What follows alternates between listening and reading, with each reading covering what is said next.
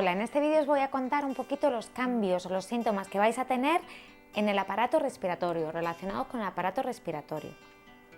Lo primero que vais a tener es como aumenta, o como ya sabéis que aumenta el volumen de sangre, el volumen circulatorio, ¿qué es lo que le va a pasar a los pulmones? Pues que van a estar sometidos a una sobrecarga, ¿verdad? Tienen como que trabajar con mucha cantidad de sangre para repartir bien el oxígeno. Entonces, ¿qué es lo que va a provocar eso o cómo lo vais a sentir vosotras? Pues simplemente que vais a respirar un poco más rápido, vais a tener más número de respiraciones y esporádicamente vais a necesitar hacer como un suspiro para aumentar esa cantidad de oxígeno que llega al resto del organismo, con lo cual es muy normal que hagáis más respiraciones, incluso podáis llegar a hiperventilar y vais a necesitar de vez en cuando suspirar muy profundamente para repartir mejor el oxígeno. Alguna que otra va a empezar a roncar. Esto va a aparecer a partir del segundo trimestre normalmente y no lo concebís, pensáis eso es materialmente imposible, a mí no me pasa eso, yo no he roncado en mi vida, vale, es verdad que tú no has roncado en tu vida, tampoco has estado embarazada antes. ¿En qué consiste?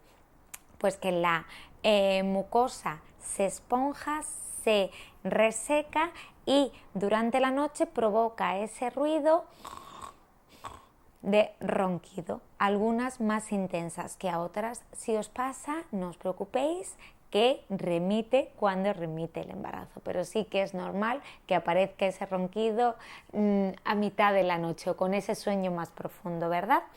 ¿Qué puede aparecer? Muy típico también, pues aparece muy normal y además también a partir del segundo trimestre lo vais a ver, es una congestión nasal.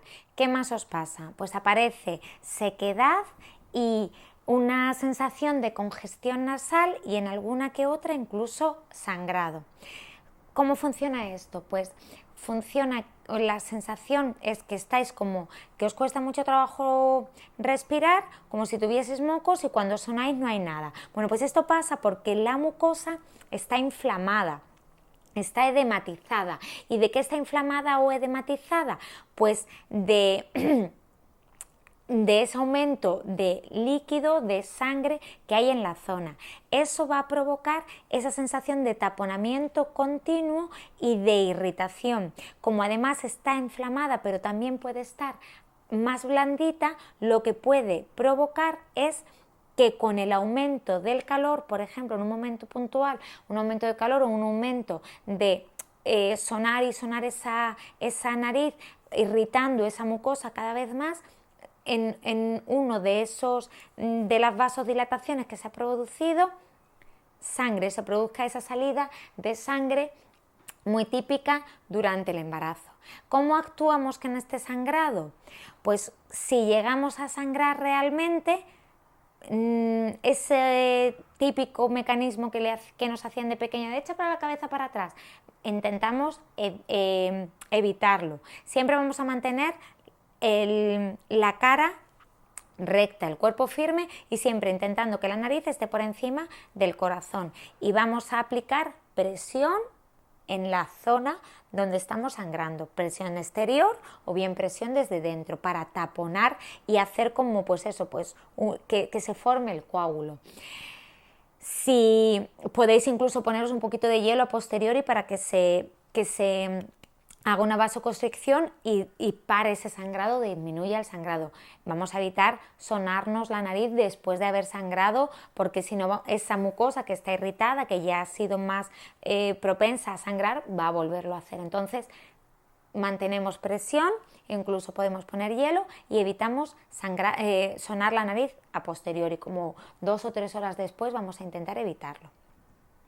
La sensación de, o sea, si aumentase ese sangrado y fuese a más y fuese más importante y nos conseguimos parar el sangrado de la nariz o la epístasis, obviamente vamos a ir a la urgencia, al hospital de referencia, para que hagan una valoración de ese sangrado y ver si realmente puede ser importante o no, ¿de acuerdo? Esa sensación igualmente de congestión, de sensación de estar siempre congestionada, reseca, es, para que hagáis un símil, es una sensación de que os pasa en los ambientes muy secos, cuando cambiamos de estación o cuando cambiamos de provincia. Las que vivimos en la costa lo notamos mucho cuando vamos al interior, y eso es simple y llanamente porque la mucosa está acostumbrada a unos niveles de humedad X, y cuando esos niveles de humedad, de hidratación X, disminuyen, se inflama la mucosa, y esa inflamación hace que estén más juntas las mucosas y que impida esa entrada de aire tan fácil y tan normal como cuando no estamos resfriadas. O sea que el símil podría ser a cuando estás resfriada. ¿Qué podéis hacer para disminuir esa congestión o esa inflamación o esa sequedad en la zona? Pues hidratarla. ¿Cómo la vamos a hidratar? Pues con suero fisiológico. Podemos poner vaselina en la zona, en la nariz. Podemos utilizar humidificadores, si vivís en el interior, que el ambiente es todavía más seco, humidificadores del ambiente.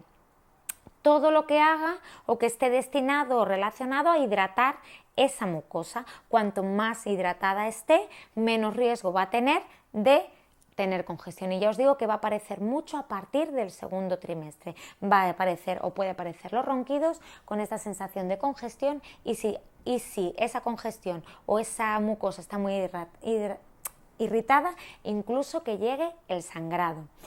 ¿Qué más os va a pasar a nivel respiratorio? Bueno, pues esto está un poquito más relacionado con el sentido del olfato, ¿verdad?